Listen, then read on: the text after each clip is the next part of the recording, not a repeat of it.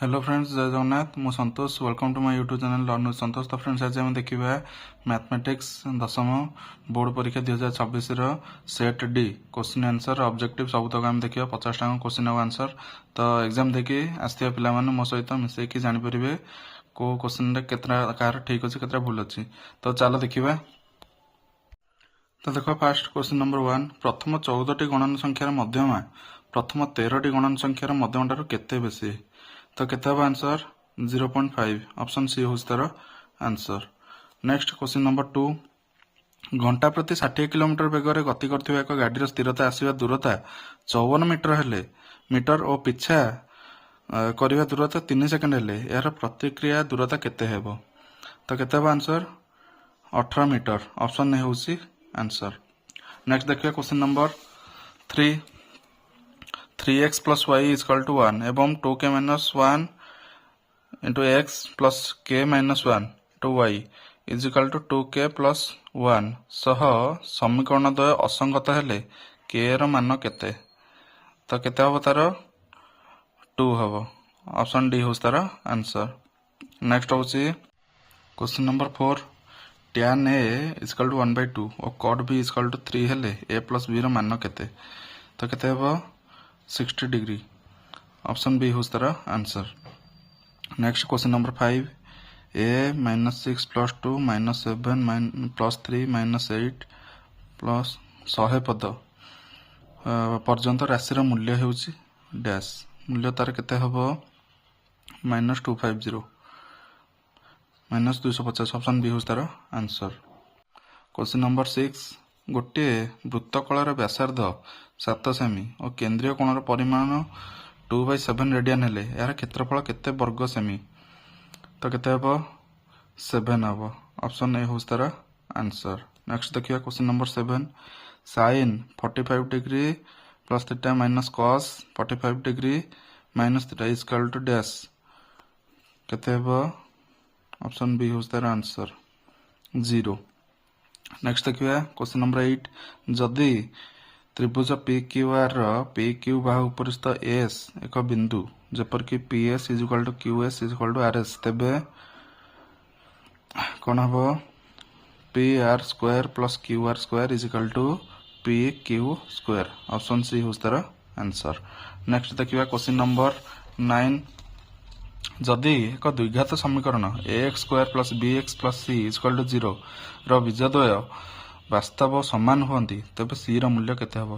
ताले केते हबो सी रो मूल्य b square minus 4a। Option D होस तार आंसर।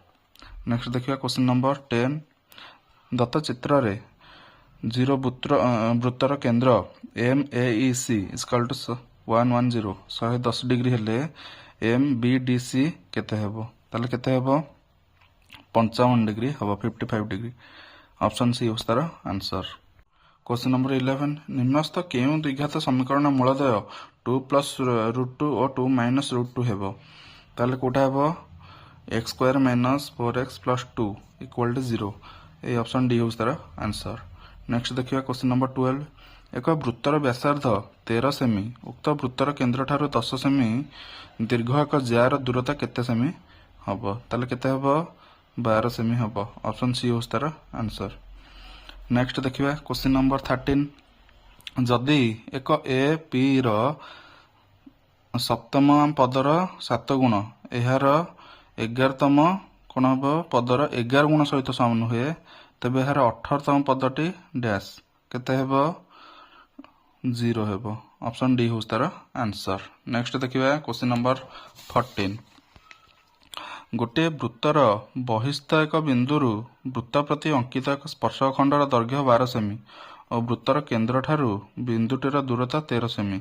वृत्तर व्यास केते सेमी केते हबो 10 हबो। ऑप्शन ए होस तार आंसर।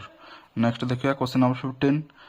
16 सेमी व्यासार्ध विशिष्ट एक अर्धवृत्त आकृतिर कागज खंड को एक बृहत्तम कोण ने परिणत कले कोणटीर आधार व्यास केते सेमी हेबो।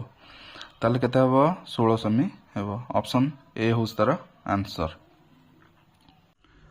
नेक्स्ट देखिए क्वेश्चन नंबर 16। तो 16 आंसर कौन हबो 60 डिग्री। ऑप्शन डी होस तार आंसर। नेक्स्ट देखिए क्वेश्चन नंबर 17। ଗୋଟିଏ ବୃତ୍ତର ପରିଧି 352 ମିଟର ହେଲେ ଏହାର କ୍ଷେତ୍ରଫଳ କେତେ? କ୍ଷେତ୍ରଫଳ କେତେ ହେବ? 9856 ବର୍ଗ ମିଟର 9856। नेक्स्ट देखिए ऑप्शन डी होता है आंसर। नेक्स्ट देखिए क्वेश्चन नंबर 18 दत्त चित्र रे ए बी सी वृत्त त्रिभुज कोण पी क्यू आर रो बाहु मानक ए बी सी बिंदु स्पर्श करे। क्यू बी इजिकल टू 8 सेमी और पी सी इजिकल टू 6 सेमी हेले पी क्यू केते हेबो केते सेमी हेबो तो केते हेबो सेटा 14 सेमी हेबो। ऑप्शन डी होता है आंसर। नेक्स्ट देखिए क्वेश्चन नंबर 19 गोटे कोन उच्चता गोटे सिलिंडर उच्चता संगे समान एवं सेमानकर आयतन समान कोन व्यास और सिलिंडर व्यास रो अनुपात केते हेबो? √3:1। ऑप्शन बी होस तार आंसर। क्वेश्चन नंबर 20 गोटे मुद्रा को दुई थर टच करागला अति कम रे गोटे टी आसीबार संभाव्यता केते तो केते हेबो? 3/4 हेबो। ऑप्शन सी होस तार आंसर। नेक्स्ट देखिए क्वेश्चन नंबर 21 दत्त चित्र रे पी टी एक स्पर्शखंड पी क्यू इजिकल टू 8 सेमी और P O Q R equal to 10 सेमी हेले पी टी रो दैर्घ्य केते सेमी हेबो तो माने पी टी रो दैर्घ्य 50 केते हेबो? 12 सेमी हेबो। ऑप्शन डी होस तार आंसर।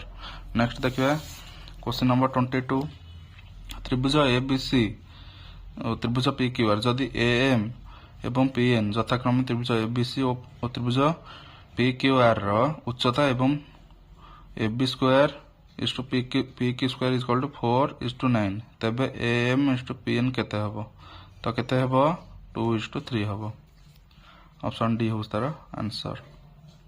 नेक्स्ट देखिए क्वेश्चन नंबर 23 निम्नस्थ मध्यरु केउटी गरिष्ठक निर्णय करिया पई अन्यतम सूत्र अटे तो गरिष्ठकर सूत्र हूँ कौन आम हम गरिष्ठक इक्वल टू 3 मध्यमा -2 माध्यमान 3 मीडियन -2 मीन। ऑप्शन सी होस तार आंसर।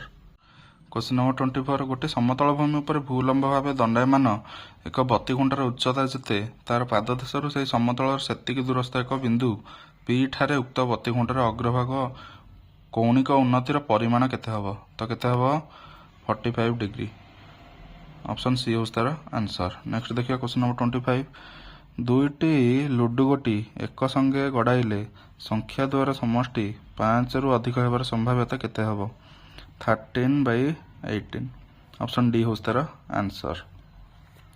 क्वेश्चन नंबर 26 ए बिंदु y अक्ष उपर मूल बिंदु ठारू 4 एकक दूरतार अछि जदि बिंदुर स्थानांक -3 आउ 0 हुए तेबे ए बी रो दैर्घ्य केते हबो? ए बी रो दैर्घ्य 5 एकक हबो।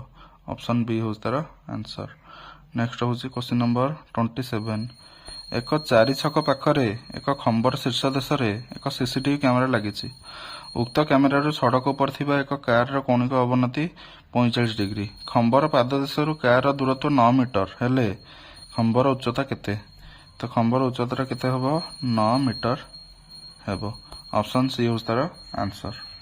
क्वेश्चन नंबर 28 गोटे समांतर अनुक्रम T1 equal to 200 and D equal to -9 एहार केते तम पदटी प्रथम ऋणात्मक संख्या हेबो तो केते तम पदटा हेबो? 24 तम। ऑप्शन सी होस तार आंसर। क्वेश्चन नंबर 29 गोटे गोलकर व्यास केते सेमी हेले एहार आयतन जेतिकी घन सेमी पृष्ठर क्षेत्रफल सेतिकी वर्ग सेमी हेबो तो केते हेले? 6 सेमी हेले। ऑप्शन सी होस तार आंसर। नेक्स्ट देखिए क्वेश्चन नंबर 30 जदि -2 -5 2 -2 एवं 8p बिंदु गुड़िक एक रेखीय हुंती तेबे p रो मूल्य केते ताले p रो मूल्यटा हबो 5/2। ऑप्शन सी होस तार आंसर। नेक्स्ट देखिए क्वेश्चन नंबर 31 तो क्वेश्चन नंबर 31 रो आंसर कोन हबो? डी हबो आंसर। ऑप्शन डी होस तार आंसर 12 हबो माध्यम एम अटे एटा बाहरियो केते हमरो मानटा बाहरियो एन मानटा डी। नेक्स्ट देखिए क्वेश्चन नंबर 32 रो आंसर कोन हबो? BE/EC। ऑप्शन बी होस तार आंसर। नंबर 33 दुई अंक विशिष्ट एक संख्यार ଅଙ୍କ ଦୁଇଟିର ଯୋଗଫଳ 9 ବା 9। ସେହି ସଂଖ୍ୟାରୁ 27 ବିୟୋଗ କଲେ ତାହାର ଅଙ୍କ ଦୁଇଟିର ସ୍ଥାନ ବଦଳିଯାଏ। ଏହାର ଅଙ୍କ ଦୁଇଟିର ଗୁଣଫଳ କେତେ? ତ ଅଙ୍କ ଦୁଇଟିର ଗୁଣଫଳ କେତେ ହେବ? 18। ଅପସନ୍ ସି ହେଉଛି ତାର ଆନ୍ସର। ନେକ୍ସଟ ଦେଖିବା କ୍ୱେଶ୍ଚିନ୍ ନମ୍ବର 34। ଦତ୍ତ ଚିତ୍ରରେ ଏ 7 - 2 ଏବଂ ବି 1 - 5 ବିନ୍ଦୁକୁ ଯୋଗ କରୁଥିବା ରେଖାଖଣ୍ଡର ସମତ୍ରିଖଣ୍ଡ ବିନ୍ଦୁ ପି 5 - 3 ଏବଂ କ୍ୟୁ 3y। ତେବେ y ର ମୂଲ୍ୟଟା କେତେ? y ମୂଲ୍ୟ ପଚାରିଛି କେତେ ହେବ? y ର ମୂଲ୍ୟ ହେବ 4। ଅପସନ୍ ସି ହେଉଛି ତାର ଆନ୍ସର। ନମ୍ବର 35। ଗୋଟିଏ ପ୍ରିଜିମ୍ର ଭୂମି ଏକ ସମକୋଣୀ ସମଦ୍ୱିବାହୀ ତ୍ରିଭୁଜ। ଏହାର କର୍ଣ୍ଣର ଦୈର୍ଘ୍ୟ 6√2 ସେମି। ପ୍ରିଜିମ୍ର ଉଚ୍ଚତା 10 ସେମି ହେଲେ ଏହାର ଆୟତନ କେତେ ଘନ ସେମି ହେବ? ତ କେତେ ହେବ? 180 ଘନ ସେମି। ତ ଅପସନ୍ ଡି ହେଉଛି ତାର ଆନ୍ସର। ନେକ୍ସଟ ଦେଖିବା କ୍ୱେଶ୍ଚିନ୍ ନମ୍ବର 36। 3 4 7 5 6 7 3 5 7 ର ଗରିଷ୍ଠକ କେତେ? ତ ଗରିଷ୍ଠ କେତେ ହେବ? 7। ଅପସନ୍ ଡି ହେଉଛି ତାର ଆନ୍ସର। ନେକ୍ସଟ ଦେଖିବା କ୍ୱେଶ୍ଚିନ୍ ନମ୍ବର 37। ଯଦି 4 tan θ = 3 ହୁଏ ତେବେ 4 sin θ - cos θ by 4 sin θ plus cos θ = କେତେ? ତ କେତେ ହେବ? 1/2। ଅପସନ୍ ସି ହେଉଛି ତାର ଆନ୍ସର। Question number 38। ଗୋଟିଏ ବୃତ୍ତ ଆକୃତି ବିଶିଷ୍ଟ ରାସ୍ତାର ଭିତର ଓ ବାହାର ପରିଧି ଯଥାକ୍ରମେ 88 ମିଟର ଓ 132 ମିଟର ହେଲେ ରାସ୍ତାର ପ୍ରସ୍ଥ କେତେ ମିଟର ହେବ? ତ ରାସ୍ତାର ପ୍ରସ୍ଥଟା ହେବ 7 ମିଟର। ଅପସନ୍ ବି ହେଉଛି ତାର ଆନ୍ସର। ନେକ୍ସଟ ଦେଖିବା କ୍ୱେଶ୍ଚିନ୍ ନମ୍ବର 39। ଏ 2 - 5 ଏବଂ ବି 5 ବିନ୍ଦୁକୁ ସଂଯୋଗ କରୁଥିବା ରେଖାଖଣ୍ଡକୁ 2:3 ଅନୁପାତରେ ଅନ୍ତର୍ଭୁକ୍ତ କରୁଥିବା ବିନ୍ଦୁଟି କେଉଁ ପାଦରେ ଅବସ୍ଥିତ? ତାହେଲେ କ'ଣ ହେବ ଆନ୍ସର? Q4। ଅପସନ୍ ଡି ହେଉଛି ତାର ଆନ୍ସର। Question number 40। ଗୋଟିଏ ବୃତ୍ତାନ୍ତ ଲିଖିତ ଚତୁର୍ଭୁଜ ଏ ବି ସି ଡି ର ଏମ୍ କୋଣ ଏ = 60 ଡିଗ୍ରୀ, ଏମ୍ ବି କୋଣ ହେଉଛି ଆମର 130 ଡିଗ୍ରୀ ହେଲେ ଏମ୍ ଡି ଓ ଏମ୍ ସି ର ଅନ୍ତର କେତେ ହେବ? ତା ଭିତରେ ଡିଫରେନ୍ସଟା କେତେ ରହିବ? ଆମର କେତେ ହେବ? 70 ଡିଗ୍ରୀ। ଅପସନ୍ ସି ହେଉଛି ତାର ଆନ୍ସର। ନେକ୍ସଟ ଦେଖିବା କ୍ୱେଶ୍ଚିନ୍ ନମ୍ବର 41। ତ ଦେଖ, ଦତ୍ତ ଚିତ୍ରରେ ବୃତ୍ତଦ୍ୱୟ ପି ବିନ୍ଦୁରେ ସ୍ପର୍ଶ କରନ୍ତି। ଏ ବି ବୃତ୍ତଦ୍ୱୟର ସାଧାରଣ ସ୍ପର୍ଶକ ଏବଂ ଏ ଓ ବି ସ୍ପର୍ଶ ବିନ୍ଦୁ ଏମ୍ ଏ ପି ବି = କେତେ ପଚାରିଛି? ତ କେତେ ହେବ ଆନ୍ସର? 90 ଡିଗ୍ରୀ। ଅପସନ୍ ବି ହେଉଛି ତାର ଆନ୍ସର। ନେକ୍ସଟ ଦେଖିବା କ୍ୱେଶ୍ଚିନ୍ ନମ୍ବର 42। ତ୍ରିଭୁଜ ଏ ବି ସି ତ୍ରିଭୁଜ ଇଡିଏଫ୍ ଏବଂ ତ୍ରିଭୁଜ ଏ ବି ସି ଏବଂ ତ୍ରିଭୁଜ ଡିଏଫ୍ ସହିତ ସଦୃଶ ନୁହନ୍ତି। ତେବେ ନିମ୍ନଲିଖିତ ମଧ୍ୟରୁ କେଉଁଟି ସତ୍ୟ ନୁହେଁ? ତ ନା ଭିତରୁ କେଉଁଟା ସତ୍ୟ ନୁହେଁ ବା ଠିକ୍ ହେବନି? ବି ସି ଟୁ ଡି = ଏ ବି × ଇ ଏଫ୍। ଏ ଅପସନ୍ ସି ହେଉଛି ତାର ଆନ୍ସର। Question number 43। ଯଦି p - 1 p + 3 3p - 1 ଗୋଟିଏ ଏ ପି ରେ ଅଛନ୍ତି ତେବେ p ର ମୂଲ୍ୟ ହେଉଛି କେତେ ପଚାରିଛି? p ର ମୂଲ୍ୟଟା କେତେ ହେବ? 4 ହେବ। ଅପସନ୍ ଏ ହେଉଛି ତାର ଆନ୍ସର। ନମ୍ବର 44। ଯଦି 2x = 5y + 6 ଓ 15y = 6x - 8 ଦୁଇଟି ସରଳରେଖାର ସମୀକରଣ ହୁଏ ତେବେ ସରଳରେଖା ଦ୍ୱୟ ଡ୍ୟାସ୍ ସରଳରେଖା ଦ୍ୱୟ କ'ଣ ହେବ? ସମାପତିତ ହେବ। ଅପସନ୍ ସି ହେଉଛି ତାର ଆନ୍ସର। ନେକ୍ସଟ ଦେଖିବା କ୍ୱେଶ୍ଚିନ୍ ନମ୍ବର 45। ଏ ଓ ବି ଦୁଇଟି ପରସ୍ପର ବହିର୍ଭୂତ ଘଟଣା। ଯଦି ପି ଏ = 2p b ଏବଂ ପି ଏ + ପି ବି = 0.9 ହେଲେ ପି ଏ କେତେ ହେବ? କେତେ ହେବ? 0.6 ହେବ। ଅପସନ୍ ସି ହେଉଛି ତାର। Question number 46। ଦତ୍ତ ଚିତ୍ରରେ ଓ ବୃତ୍ତର କେନ୍ଦ୍ର ଏମ୍ କୋଣ ଏ ପି ବି = 42 ଡିଗ୍ରୀ ହେଲେ ଏମ୍ ପି କ୍ୟୁ ବି କେତେ ହେବ ପଚାରିଛି? ତ କେତେ ହେବ ଆନ୍ସର? 48 ଡିଗ୍ରୀ। ଅପସନ୍ ବି ହେଉଛି ତାର ଆନ୍ସର। ନେକ୍ସଟ ଦେଖିବା କ୍ୱେଶ୍ଚିନ୍ ନମ୍ବର 47। ତ 47 ର ଆନ୍ସର କ'ଣ ହେବ? 20। ଅପସନ୍ ବି ହେଉଛି ତାର ଆନ୍ସର। କେତେ ସେମିଟା ପଚାରିଛି। ନେକ୍ସଟ ଦେଖିବା କ୍ୱେଶ୍ଚିନ୍ ନମ୍ବର 48। ଓଡ଼ିଶାରେ ଅନଲାଇନ୍ ପ୍ରଦୂଷଣ ପ୍ରମାଣପତ୍ର କେବେଠାରୁ ଦିଆଯାଉଛି? ତ କେବେଠାରୁ ଦିଆଯାଉଛି ଅନଲାଇନ୍ରେ ଆମର ପ୍ରଦୂଷଣ ପ୍ରମାଣପତ୍ର? ଅକ୍ଟୋବର 1, 2019 ଠାରୁ। ଅପସନ୍ ଏ ହେଉଛି ତାର ଆନ୍ସର। ନେକ୍ସଟ ଦେଖିବା, ଗୋଟିଏ ଆୟତକ୍ଷେତ୍ରର ଦୈର୍ଘ୍ୟ ପ୍ରସ୍ଥଠାରୁ 4 ସେମି ବଡ଼ ଓ ଏହାର କ୍ଷେତ୍ରଫଳ 60 ବର୍ଗ ସେମି।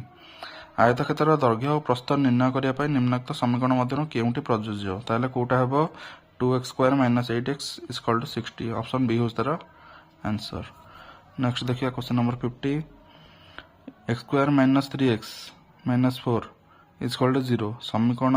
ସମୀକରଣର ମୂଳଦ୍ୱୟ ଆଲଫା ଓ ବିଟା ହେଲେ α² - β² ମାନ କେତେ?